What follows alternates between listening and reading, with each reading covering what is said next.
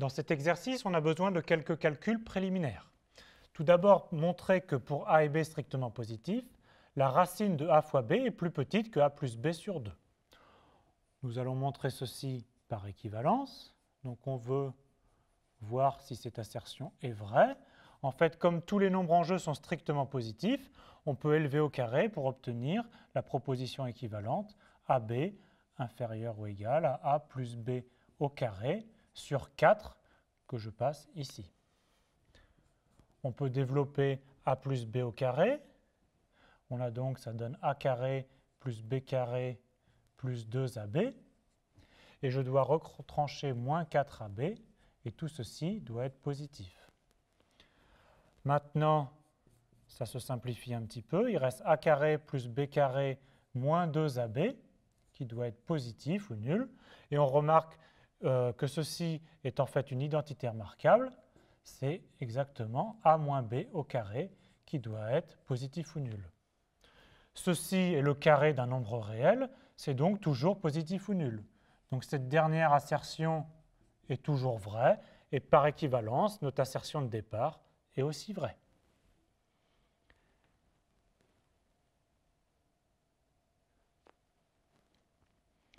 Maintenant, quelques résultats sur les moyennes arithmétiques et les moyennes géométriques. Alors, on suppose que A et B sont des nombres positifs avec A plus petit que B. Alors, on a donc A. On va écrire l'égalité A qui est compris entre A et B. On peut diviser par 2. Et même chose avec B. B sur 2, il est compris entre B sur 2 et A sur 2. On a donc deux inégalités qu'avec des nombres positifs. On peut faire la somme de ces inégalités. On obtient ici A sur 2 plus A sur 2, donc on obtient A, qui est plus petit que la moyenne arithmétique A plus B sur 2, qui est plus petit que B. C'est ce qu'on voulait montrer. On peut faire la même chose avec la moyenne géométrique. On sait que A est compris entre A et B. Et donc, la racine carrée étant une fonction strictement croissante, elle préserve les inégalités. Même chose avec racine de B, qui est compris entre racine de B et racine de A.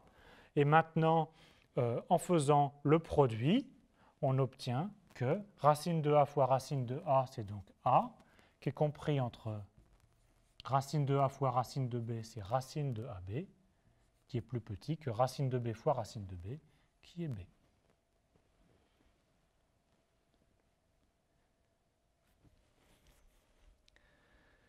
Nous définissons maintenant de suite UN et Vn par récurrence. Alors on se donne d'abord U0 strictement plus petit que V0. Et si on suppose connu UN et Vn, on définit UN plus 1 comme la racine de UN fois Vn. Et on définit Vn plus 1 comme UN plus Vn sur 2. Alors, petit a, on veut montrer que UN est tout le temps plus petit que Vn. Mais en fait, c'est juste une reformulation de l'inégalité qu'on a obtenue dans la première question, que la moyenne géométrique est plus petite que la moyenne arithmétique. Sachant que U0 est strictement plus petit que V0, on a cette inégalité au rang 0. Et maintenant, par la relation UN plus 1 et Vn plus 1, on en déduit que UN est plus petit que Vn, ceci pour tout n positif. Maintenant, on veut montrer que Vn est une suite décroissante. Alors en fait, on a aussi montré l'inégalité A plus B sur 2 est inférieur ou égal à B pour A inférieur ou égal à B. Si on applique ceci avec A égale UN et B égale Vn, on en déduit quoi? On en déduit que UN plus Vn sur 2 est plus petit que Vn. Mais UN plus Vn sur 2, par définition, c'est Vn plus 1. On en déduit donc que Vn plus 1 est plus petit que Vn, et ça, c'est exactement dire que Vn est une suite décroissante. Même chose avec UN, pour montrer que UN est une suite croissante, on utilise une autre inégalité, que A est inférieur ou égal à racine de A fois B, pour un nombre réel A plus petit que B. Eh bien, que donne cette inégalité avec A égale UN et B égale Vn? Ça donne que UN est plus petit que racine de un Vn, mais par définition, racine de un Vn, c'est un plus 1. Ça donne donc que un est inférieur ou égal à un plus 1. Et ça, c'est exactement dire que la suite un est une suite croissante.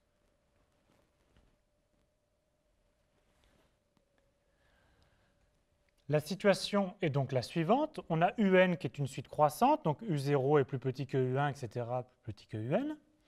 Et Vn est une suite décroissante, V0 plus grand que V1, etc., plus grand que Vn. Et on sait aussi que Un est tout le temps plus petit que Vn. On en déduit que Un est une suite croissante et elle est majorée par un terme constant, par exemple V0. Donc une suite croissante et majorée convergent.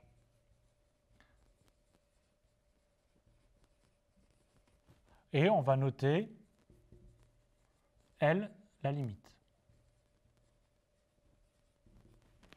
De même, Vn est une suite décroissante et minorée par exemple par U0, donc elle converge.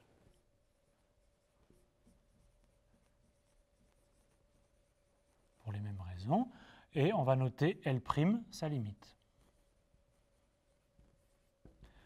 Maintenant, on aimerait bien montrer que L et L' sont en fait le même nombre. Alors pour cela, on va revenir à la relation qui lie Un et Vn. Donc on sait que Un plus 1, c'est racine de Un fois Vn. Alors on sait que la suite Un tend vers L. Donc ceci, Un tend vers L. On sait que Vn tend vers L'. Donc en fait, la racine carrée de Un fois Vn tend vers racine de L fois L'. Mais la suite Un plus 1, c'est en fait à un décalage près la suite Un, elle tend aussi vers L. On a donc deux suites ici, la suite Un plus 1 qui tend vers L, la suite racine de Un Vn qui tend vers racine de L et L'. Ces deux suites sont égales, et par unicité de la limite, leurs limites doivent être égales. Donc on en déduit que L égale racine de L fois L'. Maintenant, il y a juste à élever au carré. L au carré égale à L fois L'. On peut simplifier par L qui est non nul, et donc on en déduit que L égale L'. La conclusion est la suivante. On a montré que Un et Vn sont deux suites convergentes, et elles convergent vers une même limite qu'on a appelée L.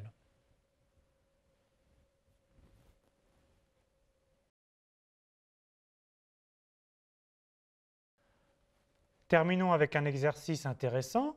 On définit une suite de la façon suivante. On se donne un réel U0 appartenant à R et on définit par récurrence Un plus 1 égale exponentielle Un moins 2.